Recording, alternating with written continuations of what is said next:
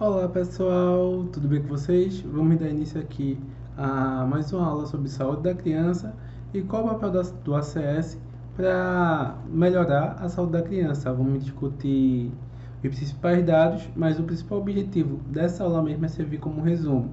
Como assim? Vou soltar aqui algumas informações bastante importantes que podem cair na sua prova e alguns números e dados que são muito cobrados em questões e que eu tenho certeza absoluta que vai lhe ajudar. Vamos para a próximo slide. Vamos falar aqui sobre caderneta da saúde da criança e você vai acompanhar todas as crianças de sua área de atuação, desenvolvendo ações de prevenção de doenças e agravos e de promoção de saúde.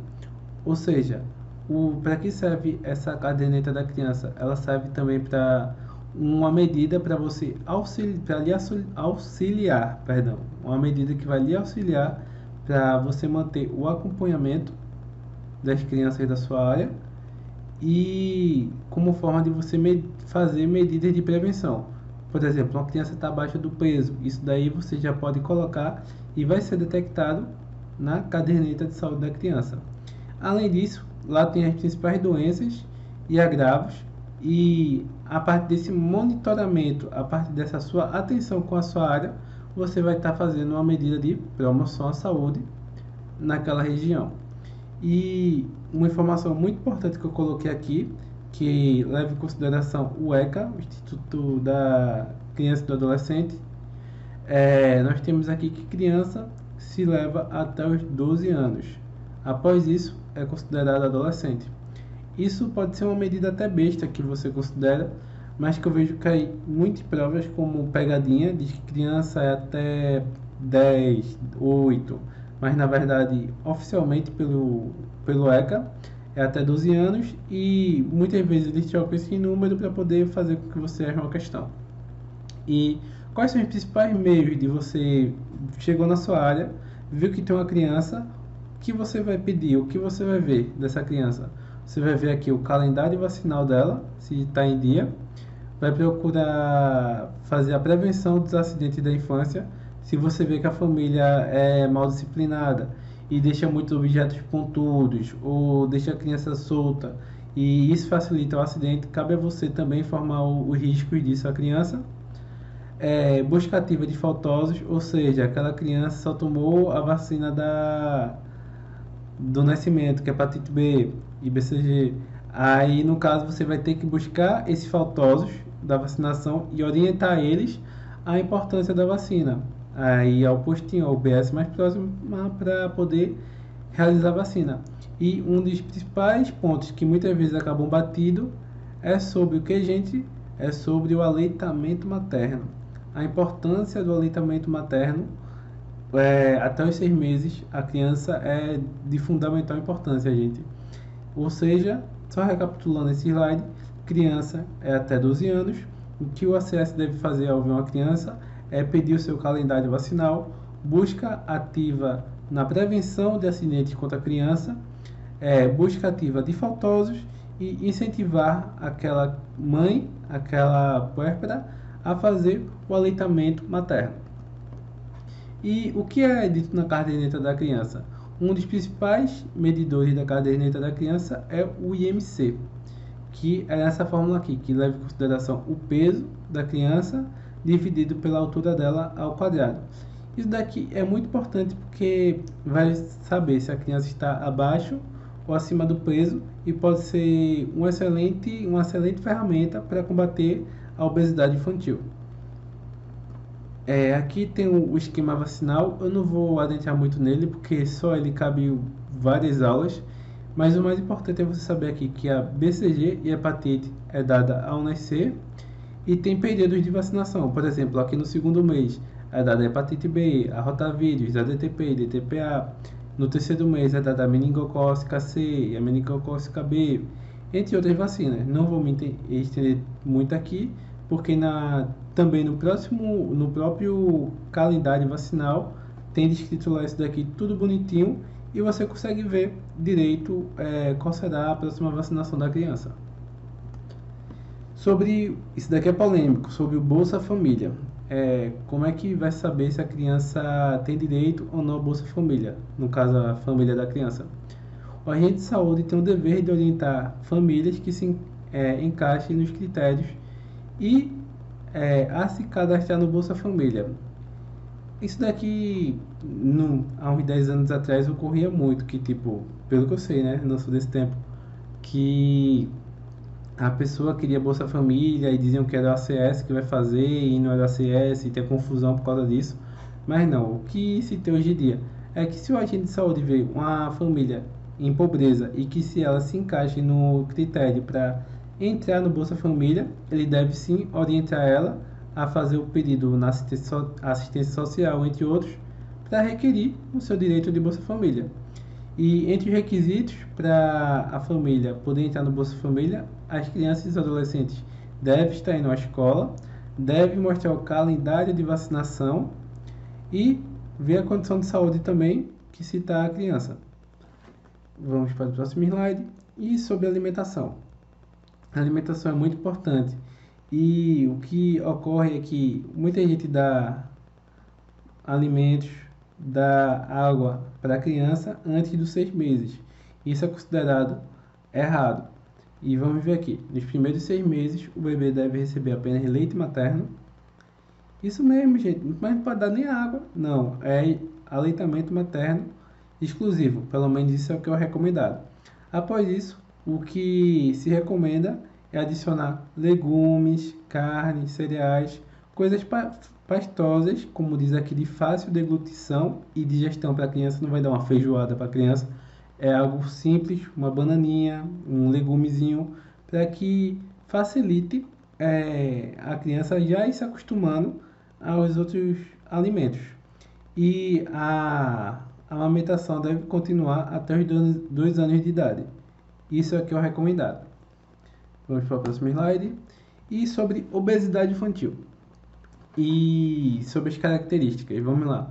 Os alimentos de diferentes grupos devem ser distribuídos em pelo menos 3 refeições e 2 lanches ao dia. Ou seja, 3 refeições e 2 lanches é o que é recomendado para a criança. Os alimentos como cereais, tubérculos, que é batata, raízes, pães e massa devem ser distribuídos nas refeições e lanches ao longo do dia. Isso é recomendado o Manual de Agente de Saúde de 2019. Essas imagens aqui eu tirei dele. E legumes e verduras devem compor as refeições da criança. Perfeito, aquele prato colorido, né? Que é bastante importante para oferecer nutrientes à criança. Frutas também devem ser distribuídas nas refeições, sobremesas e lanches. Feijão e arroz devem ser consumidos no mínimo 5 vezes por semana. Leite e derivados, como queijo e iogurte, devem compor a alimentação diariamente nos lanches. Carnes, aves, peixes ou ovos devem compor a refeição principal da criança. Alimentos gordurosos e frituras devem ser evitados porque são os principais fatores de risco para obesidade. A preferência deve ser por alimentos assados, grelhados ou cozidos. Refrigerantes e sucos industrializados, balas, bombons, biscoitos, doces e recheados, salgadinhos e outras guloseimas do dia a dia devem ser evitadas. Isso pode ser risco até para a saúde bucal da criança e o principal que é, devido ao alto índice glicêmico, leva à obesidade. Diminuir a quantidade de sal na comida, a criança deve beber bastante água, suco natural, entre outros. Essas são as orientações que eu acredito que todos já sabem, mas não custa nada reforçar aqui. E os grupos da alimentação, nós temos o grupo 1, que é cereais, tubérculos, raízes, grupo 2, carnes e leguminosas, grupo 3, verduras. E nós devemos variar nos pratos, aquele famoso prato colorido, para que a alimentação da criança seja mais rica, variando esses grupos alimentares. E vamos falar aqui sobre a DDA, que é a doença diarreica aguda, geralmente causada por bactérias, bactérias que está em água, que está na comida, que a criança acabou comendo e deu uma síndrome intestinal nela. Os principais sintomas são náusea, vômito e febre. E como evitar a desidratação, ou seja, quando a criança está com diarreia, ela vai perder muita água, pois ela não vai conseguir absorver no intestino. E para isso, o que se deve combater com urgência na criança é evitar a desidratação.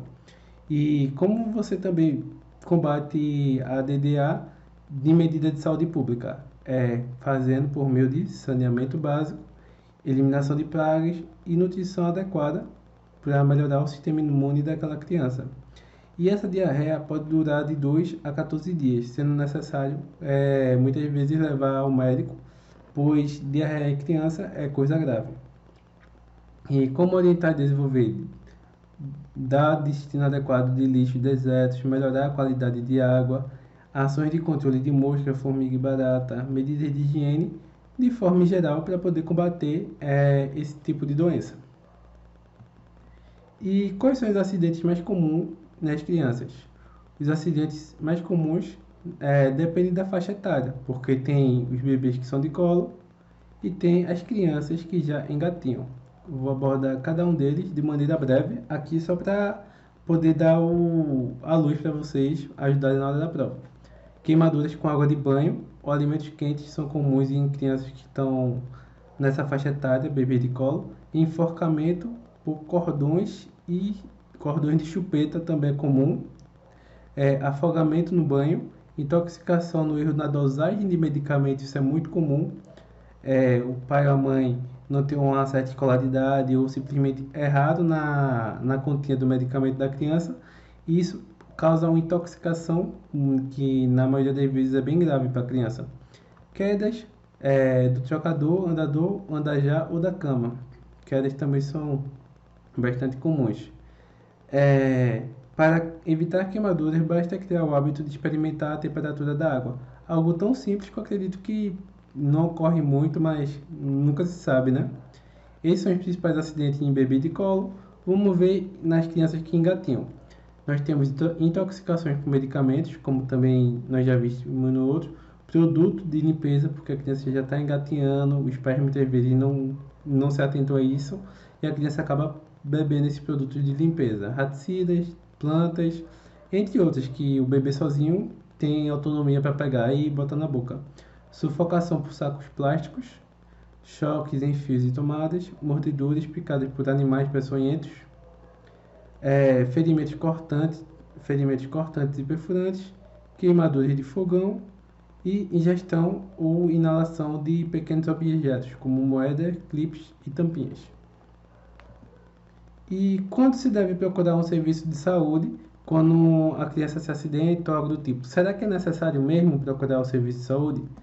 Bem, é indicado quando a criança vomita tudo que consome, e isso é imparável, como alimentos, líquidos e medicamentos, a criança está botando tudo para fora. Isso é um quadro grave e deve ser sim procurado o médico. Crianças que não mamam, criança com tosse ou dificuldade para respirar, isso é muito grave, deve sim procurar. E criança com diarreia, 3 ou mais evacuações líquidas ou semilíquidas em 24 horas. Veja o prazo aqui, gente, 24 horas. A criança não parou, continuou com esse sintoma, já provavelmente já vai estar com sinais de desidratação e deve sim procurar uma UBS. Emagrecimento acentuado, pés inchados, palma da mão muito pálida, baixo peso também, secreção no ouvido, presença de placas brancas na garganta e com mau cheiro, que isso daqui pode indicar uma candidíase na criança e deve ser tratada com tratamento médico.